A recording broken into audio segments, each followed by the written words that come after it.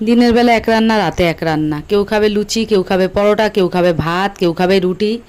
তো এখন আমি ওইসব বাদ দিয়ে দিয়েছি। পাঁচতলা মল পুরোটাই হবে রুটি আর আলুর দম। তাই আমি সবার জন্য আটা মেখে নিয়েছি আর রুটি বানিয়ে নিচ্ছি পাতলা পাতলা করে। সবাই শুধু মুখের স্বাদটাই বোঝে, কিন্তু রান্না করতে যে কতটা কষ্ট হয় দুবেলা এই গরমের মধ্যে, যে রান্না করে একমাত্র সেই জানে যে কতটা কষ্ট হয়। রুটি করতে তো আরও প্রচণ্ডই কষ্ট হয়, রুটি হোক, পরোটা হোক বা লুচি হোক, যেটাই হোক প্রচণ্ডই কষ্ট হয়। তাই আর দেরি না করে তাড়াতাড়ি সন্ধ্যের মধ্যেই আমি রান্নাটাকে সেরে ফেলছি। কেন, রান্না যখন করতেই হবে এই গরমের মধ্যে, তো দেরি করে লাভ কী। আর এই যে আলুর দমটা বসিয়ে দিয়েছি রুটির পর, কালারটা বেশ ভালোই এসছে, লাল লাল একদম কষা কষা। আর এবার একটু হালকা করে জল দিয়ে দেবো, তাহলে একটু সেদ্ধও হবে আর গ্রেভিটাও ভালো হবে। আর আমার মনে হয় গরমের দিনে রান্নাটাই হচ্ছে সবচেয়ে বড় কাজ।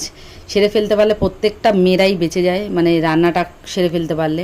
আর এই যে আমার এখন রান্না হয়ে গেছে তাড়াতাড়ি, ব্যাস এবার একটু আমি আড্ডা ফাড্ডা মারবো।